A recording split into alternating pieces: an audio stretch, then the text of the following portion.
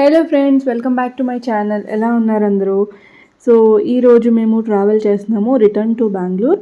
So 23rd May 7:51కి start చేసాం అనమాట వ్లాగ్. సో ఆల్రెడీ ట్రైన్ ఎక్కేసాం మేము.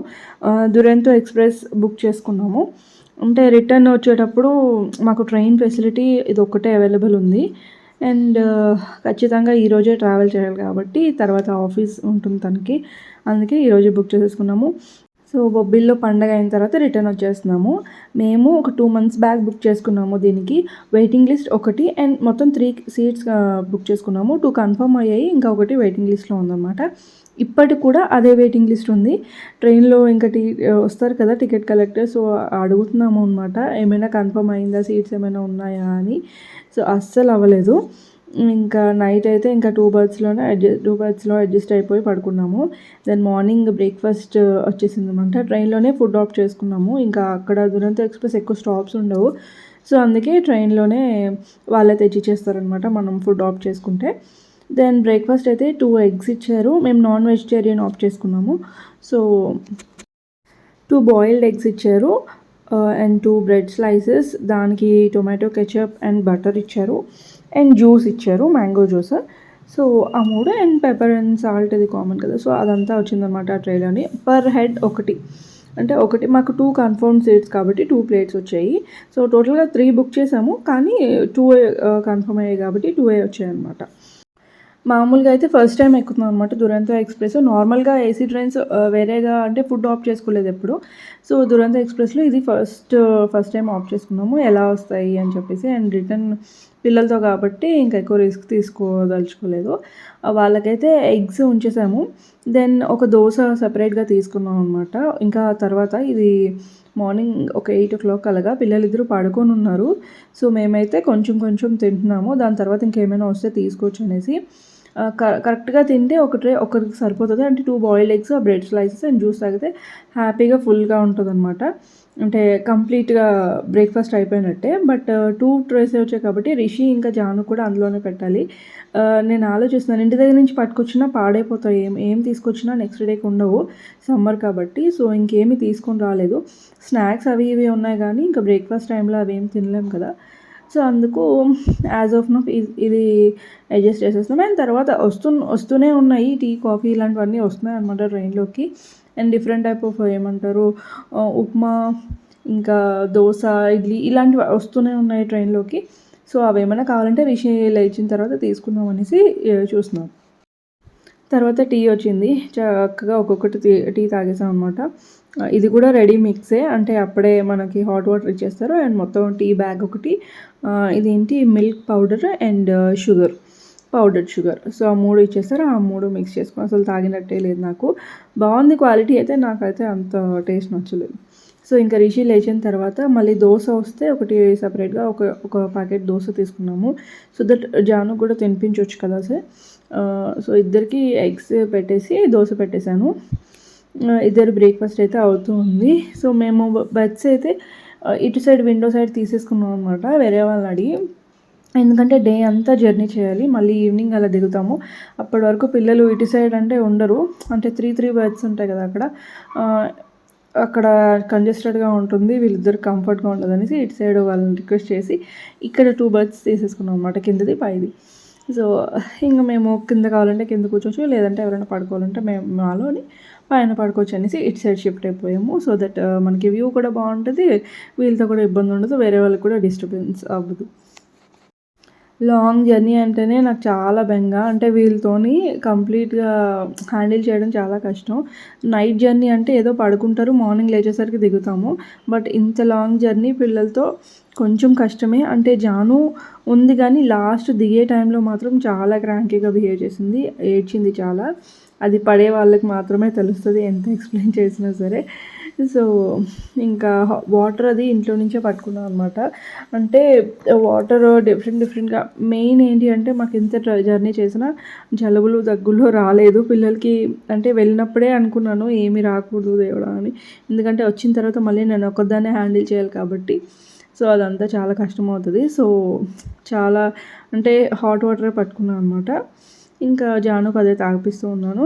సో ట్రైన్ మూవ్ అవుతుంది. మనకి దిగి చూడడానికి ఎక్కడ అంటే ట్రైన్ అక్కడక్కడ ఆగుతుంది అంటే ఎక్కడ ఆగదు. ఒక 4-5 స్టాప్స్ ఏమో అంతే. అక్కడి ఒక 24 అవర్స్లోని ఒక 5 స్టాప్స్ 6 స్టాప్స్ ఉంటాయి అంతే. అంతకు మించి ఎక్కువ ఉండదు. అది కూడా మెయిన్ స్టాప్స్లో ఉంటాయి. అండ్ ట్రైన్లోకి ఇది ఒకటి వచ్చింది రైటింగ్ బోర్డ్, స్మార్ట్ బోర్డ్ అని ఏమంటారు, మామూలుగా ఎరేజ్ చేసేసుకోవచ్చు. జస్ట్ ఇన్స్టెంట్గా రాసి దెన్ ఎరేజ్ చేసేసుకోవచ్చు. చాలా బాగుంది. నార్మల్గా ఏమైనా రాసుకోవచ్చు, డ్రాయింగ్ చేయొచ్చు. రిషికి అయితే చాలా టైం పాస్ అవుతుందని ఒకటి తీసుకున్నాము. అండ్ ట్రైన్లో మ్యాక్సిమం పిల్లలు ఎంతమంది ఉన్నారో అందరూ తీసుకున్నారు. సో అతనికి ఎవరు తీసుకొచ్చారో కానీ బాగా సేల్స్ అయ్యాయి అనమాట. బ్యాటరీ ఆపరేటెడ్ ఇది. జస్ట్ వాచ్లో చిన్న బ్యాటరీస్ ఉంటాయి కదా, సో అలాంటివి వేస్తే సరిపోతుంది. ఒకటైతే తీసుకున్నాం మేము. అండ్ ఇందులో కలర్ ఆప్షన్స్ కూడా ఉన్నాయి. ట్రైన్ జర్నీ సర్లే బాగానే వచ్చింది అనుకున్నాను. అంటే జర్నీ చేసినంతసేపు కొంచెం రిషికి దాంతోనే, తనకి ఎలాగో ఆర్ట్స్ అంటే చాలా ఇష్టం అనమాట, ఆర్ట్ అండ్ క్రాఫ్ట్. సో ఇంకా దాంతో ఫుల్గా టైంపాస్ అవుతుంది తనకైతే. అండ్ తీసుకున్న వెంటనే జాను అయితే వదలలేదు కొంతసేపు. తర్వాత రిషి తీసుకొని ఇదిగోండి ఈ డ్రాయింగ్ వేసింది. ఇందులో మీకు అర్థమైందో లేదో కానీ చాలా ఎక్కువ మ్యాటర్ ఉందన్నమాట. కూల్ పాయింట్ అంట. అంటే Rishi and Janvika cool point అంటే ఒక స్టాల్ లాగా క్రియేట్ చేసి దానిలోని ఏమేమో వేసింది. ఒక్కొక్కటి ఎక్స్ప్లెయిన్ చేస్తుంది చూడండి. చాక్లెట్స్ ఇంత, ఐస్ క్రీమ్ ఇంత కాస్ట్, అంటే మనకి స్టాల్స్లో పెడతారు కదా, సో ఇక్కడే చూసినట్టుంది. ఇమాజిన్ చేసుకొని అంతా రాసింది. అండ్ కింద ఇద్దరు కూర్చున్నట్టు లైక్ ప్లేట్స్, బాటిల్స్ అవన్నీ పెట్టిందనమాట. అండ్ పక్కన ఏదో డాగ్ అనుకుంటుంది. సో డాగో ఏంటో మరి తెలీదు. అండ్ పెట్ యానిమల్ లాగా. దెన్ పక్కన డస్ట్బిన్ అదంతా వేసింది, ఎక్స్ప్లెయిన్ చేస్తుంది. ఇంత క్రియేటివిటీ ఉందన్నమాట తనకి. అంటే చాలా ఇమాజిన్ చేసుకొని అలాగా డ్రా చేసుకుంటుంది. అండ్ జాను అయితే పడుకుని పోయింది కాబట్టి తనకు టైం దొరికింది. లేచినంతసేపు జాను దీంతోనే ఆడుకొని ఉందన్నమాట. సో రిషి పైన బెర్త్కి వెళ్ళిపోయి పైన కూర్చొని ఇదంతా చేస్తుంది. వాళ్ళ డాడీ కంపెనీ అనమాట తనకి. అండ్ కింద జానుని నేను పడుకోబెట్టాను. అండ్ దాని తర్వాత నేను నా క్రియేటివిటీ ఇది. సో ఇంకేం చేస్తాం ట్రైన్లోని అలా టైంపాస్కి ఒకసారి తను ఒకసారి నేను అలాగా. దెన్ జాను లేచింది చూడండి, ఆడుకుంటూ ఉంది. తనని హ్యాండిల్ చేయడం కొంచెం కష్టమైంది. దిగిపోతానంటది, అటు ఇటు వెళ్ళిపోతా అంటది. మేము ఉండే దగ్గర మొత్తం ఏసీ కోచ్ కాబట్టి మ్యాక్సిమం పెద్దవాళ్ళు అండ్ చిన్నపిల్లలతో ఉండే వాళ్ళే ఉంటారు, ఎందుకంటే సేఫ్గా ఉంటుంది కాబట్టి. సో లాంగ్ జర్నీ కదా, సో ఎక్కువ ఇలా ట్రైన్స్లోని పిల్లలతో ఎక్కువ ట్రావెల్ చేసిన వాళ్ళే ఉంటారు. అందరూ పిల్లలే. ఒకరిని చూసి ఒకరిని ఏడవడము అలా ఉంటుంది కదా ఏదో ఒకటి. సో ఇంకా అలా టైంపాస్ అయిపోయింది. దెన్ తర్వాత ఆఫ్టర్నూన్ ఫుడ్ వచ్చేసింది అనమాట.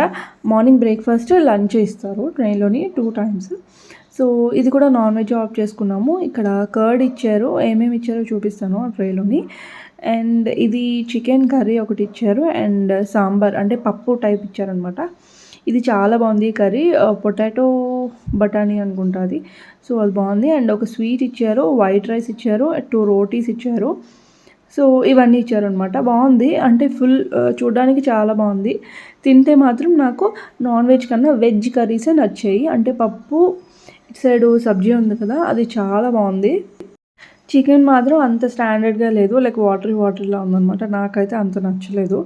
సో బెటర్ వెజ్ వెళ్తేనే బెస్ట్ ఒకవేళ ఆఫ్ చేసుకుంటే.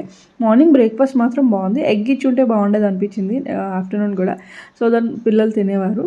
దెన్ చూడండి ఇంకా ట్రైన్ దిగి మళ్ళీ ఇంటికి వెళ్ళినప్పుడు మధ్యాహ్నం 3:30 or 4 దిగాము.